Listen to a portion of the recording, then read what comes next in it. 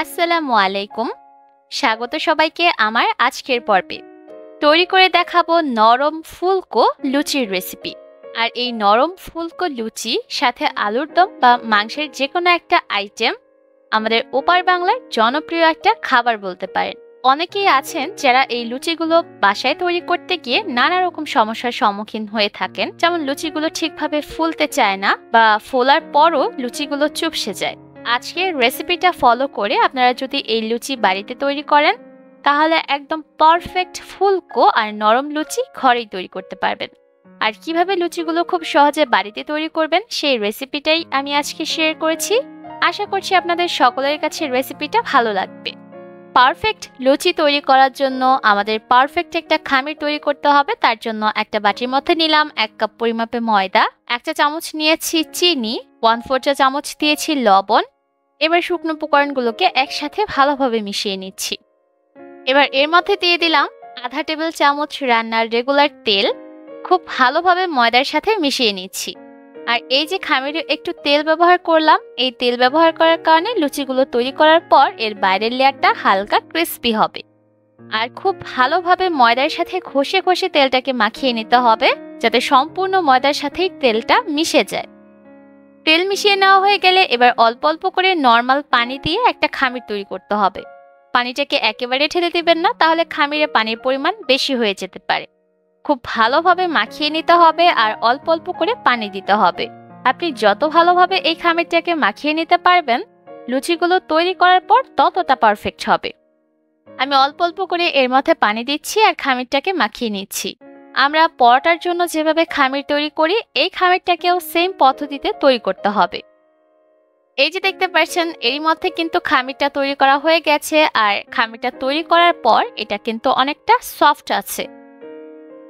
এবার এই খামিরটাকে একটা ভেজা নেংড়ানো সুতি কাপড় দিয়ে ঢেকে রাখতে হবে কমপক্ষে আধা ঘন্টার মতো। এতে করে খামিরটা আগের থেকে আরো একটু সফট হয়ে আসবে।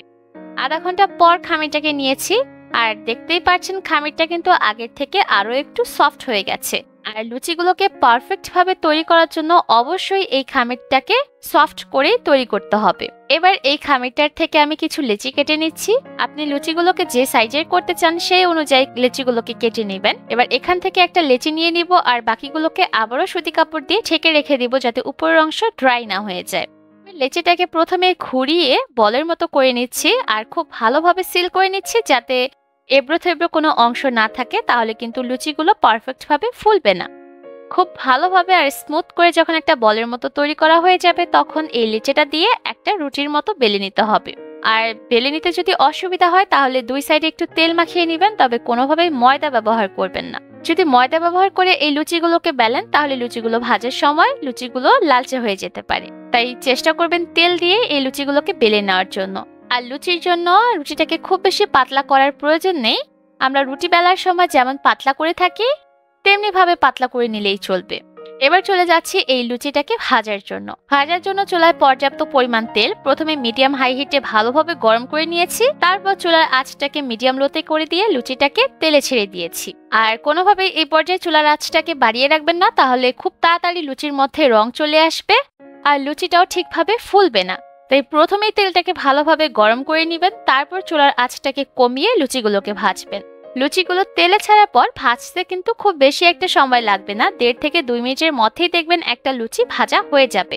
আর লুচি ভাজার ক্ষেত্রে অবশ্যই একটা বিষয় খেয়াল রাখবেন, লুচিগুলোকে খুব বেশি লালচে করে ভাজা যাবে না, এটাকে অনেকটা সাদাটে করেই ভাজতে হবে। আর একটা পারফেক্ট লুচির আসল বৈশিষ্ট্য হচ্ছে লুচিগুলোকে সাদা করে ভাজা। তাই কোনোভাবেই লালচে বাদামি নয়, লুচিগুলোকে একটু সাদাটে করেই ভেজে নিতে হবে। আর এই যে আমরা লুচিগুলোকে সাদা করে ভেজে নিলাম, এই সাদা করে ভেজে নেওয়ার কারণেও কিন্তু লুচিগুলো ভিতর থেকে অনেকটা সফট হবে আর অনেকক্ষণ পর্যন্ত এই লুচিগুলো ফুলকো থাকবে। একইভাবে করে আমি সবগুলো লুচি ভেজে নিব আর এগুলোকে একটা স্ট্রেনের উপর নিয়ে দেব তেলটাকে ছড়িয়ে নেওয়ার জন্য। লুচিগুলো ভাজা হয়ে গেলে এবার লুচিগুলোকে আমি সার্ভ করে নিচ্ছি। আজকের লুচিগুলো আমি সার্ভ করেছি বিফ কারির সাথে। আর চেষ্টা করবেন গরম গরম এই লুচিগুলোকে সার্ভ করতে। সবকিছু আগে থেকে রেডি করে রাখবেন আর খাওয়ার ঠিক আগ মুহূর্তে এই লুচিগুলো ভেজে যদি সার্ভ করেন তাহলে এই লুচিগুলো খাওয়ার আসল মজাটা পাবেন। ভিডিও করতে করতে যদিও লুচিগুলো ঠান্ডা হয়ে গেছে এখনো কিন্তু লুচিগুলো আগের মতোই ফুলকো আর সফট আছে। আর আজকে যে পদ্ধতিতে আমি লুচিগুলোকে তৈরি করে দেখিয়েছি, এই পদ্ধতিতে আপনারা যদি লুচিগুলো তৈরি করেন তাহলে লুচিগুলো 1 ঘন্টার পরেও সমান ফুলকো আর সফট থাকবে। যদিও আমি আজকের লুচিগুলোকে বিফ কারির সাথে সার্ভ করেছি, আপনারা চাইলে চিকেন কারি অথবা আলুর দমের সাথেও লুচিগুলোকে সার্ভ করতে পারবেন। যেভাবে সার্ভ করেন না কেন, এটা খেতে কিন্তু দারুণ মজার হয়ে থাকে। আশা করছি আমার আজকের এই লুচির রেসিপি আপনাদের কাছে ভালো লেগেছে। বাড়িতে অবশ্যই রেসিপিটা ট্রাই করবেন, আর খেয়ে কেমন লাগলো কমেন্টের মাধ্যমে জানাবেন। আজকের মতো এখানে বিদায় নিচ্ছি। সবাই অনেক ভালো থাকবেন। আল্লাহ হাফেজ।